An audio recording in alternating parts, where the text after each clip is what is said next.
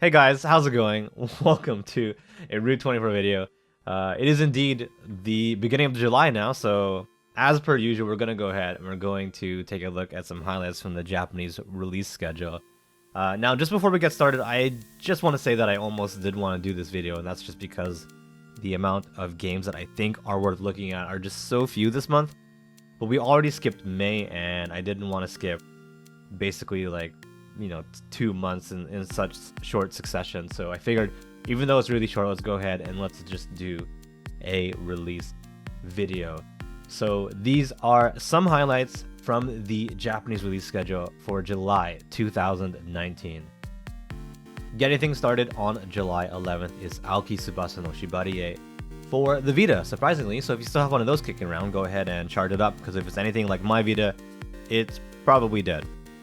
Now, the Vita is sadly kind of on its last legs, if not already dead, but it is getting a new game this month. So if you were looking to find something new for it, this is your chance. You can go ahead and pick this up and give it a little playthrough.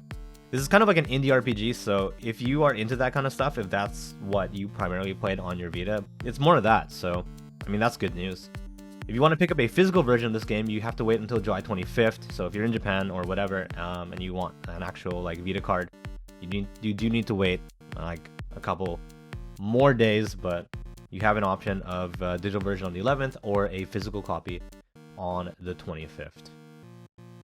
However, if you want something different, you can always wait until July 18th for Sugino Gensokyo, Lotus, Labyrinth on the Switch or the PS4. Now, this is a Toho game, so if you are a Toho fan, you kind of know what you're getting yourself into. There's a lot of Toho games, and I seriously mean like a lot, and they cover a ton of different genres.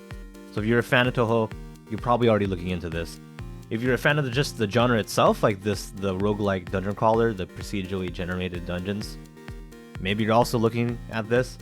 If you're a fan of both, then that's awesome. That's perfect. That's perfect for you. Go ahead and give this a look. You might really enjoy it.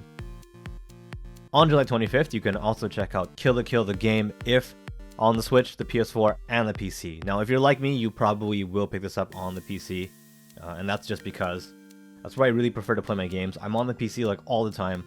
That's like where I am right now recording this.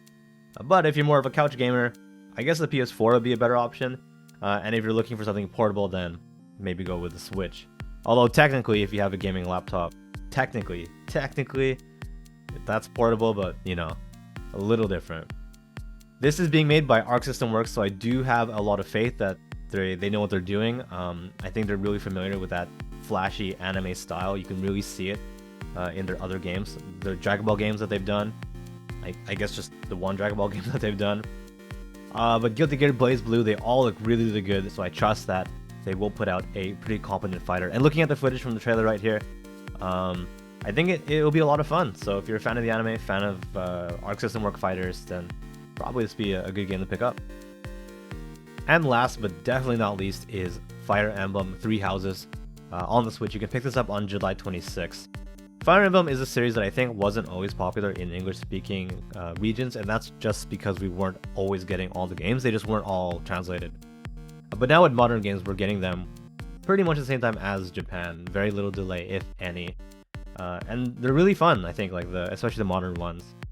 A lot of people that I know really enjoy playing like the marriage aspect of Fire Emblem. A lot of people like picking a partner and then marrying them and then having kids with them. It's weird, but it's a lot of fun.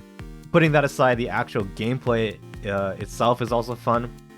This is more of that traditional Fire Emblem tactical gameplay, but it has a lot of visual flair. It looks really good in motion, and this is definitely going to be my top pick for July. I'm the most excited for this one.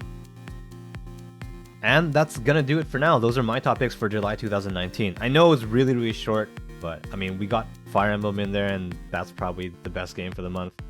If there's anything that I missed and you think I really should have covered, go ahead and let me know what it was down in the comments. You can also follow me on Twitter if you want. You can message me there, whatever works. If you're looking for more content to watch, go ahead and stick around. I will put up another part of Destiny Connect, which is a lot of fun. I'm enjoying that game a lot more than I thought I would. If you're jumping in right now and you haven't seen any of it, don't worry about it. You'll find a link to part 1 in the description. Go ahead and click on that. But as always, thank you so much for watching, especially if you made it this far and you're sticking around to the very, very end. I really, really appreciate it. But as always, thanks for watching, and I'll see you guys again. Take care.